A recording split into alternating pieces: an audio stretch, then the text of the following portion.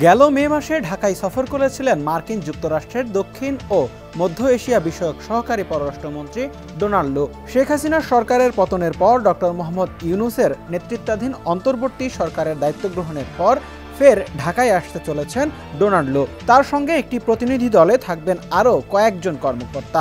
চলতি সেপ্টেম্বর মাসের মাঝামাঝি সময়ে তিনি ঢাকা সফর করবেন বলে সূত্রের বরাতে একাধিক সংবাদ মাধ্যমে খবর বেরিয়েছে। প্রতিবেদনে বলা হচ্ছে, অন্তর্বর্তী সরকারের সঙ্গে ভবিষ্যৎ কর্মপন্থা নির্ধারণের জন্য আলোচনা করতে চায় মার্কিন যুক্তরাষ্ট্র। এজন্য একটি মার্কিন প্রতিনিধি দলের চলতি মাসের মাঝামাঝি ঢাকায় আসা নিয়ে আলোচনা করছে দুই দেশ।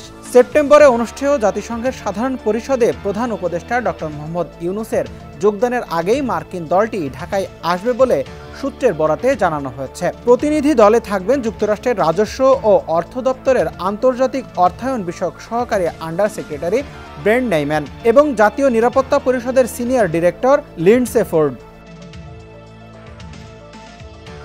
প্রতিনিধি দলটি ঢাকা সফরের সময় দুই দেশের সম্পর্কের ক্ষেত্রে যুক্তরাষ্ট্রের অগ্রাধিকারের বিষয়গুলো তুলে ধরবে। একই সঙ্গে বাংলাদেশের প্রত্যাশা ও চাহিদার বিষয়টি জানতে ও বুঝতে চাইবে তারা। এরপর ওয়াশিংটনে ফিরে গিয়ে নীতি নির্ধারণী পর্যায়ে বাংলাদেশকে কিভাবে সহযোগিতা করা যায় তা নিয়ে চূড়ান্ত সিদ্ধান্ত নেবে। বাংলাদেশে অবাধ সুষ্ঠু নির্বাচন নিশ্চিত করতে গত বছর ভিসা নিষেধাজ্ঞার মতো কঠোর পদক্ষেপ ঘোষণা করেছিল যুক্তরাষ্ট্র। এ নিয়ে ঢাকার সঙ্গে ওয়াশিংটনের মধ্যে উত্তেজনা ও অস্থিরতা সৃষ্টির বিষয়টি প্রকাশ্য ছিল। ৭ জানুয়ারি শেখ হাসিনার সরকার একতরফা নির্বাচনের মধ্য দিয়ে ক্ষমতায় আসে। তবে গণতন্ত্র আর মানবাধিকার নিয়ে মতপার্থক্যের পরও সম্পর্ক এগিয়ে নিতে মনোযোগী ছিল দুই পক্ষ। এজন্য গত ফেব্রুয়ারিতে ঢাকায় উচ্চ পর্যায়ের প্রতিনিধি দল পাঠিয়ে সম্পর্ক এগিয়ে নেওয়ার বার্তা দিয়েছিল বাইডেন প্রশাসন।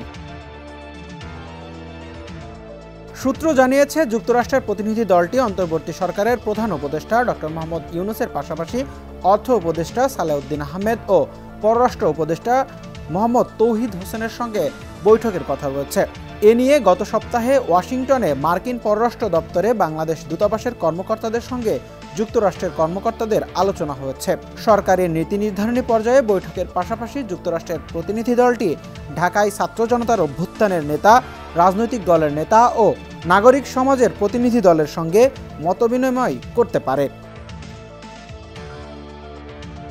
ডেস্ক রিপোর্ট, সমকাল।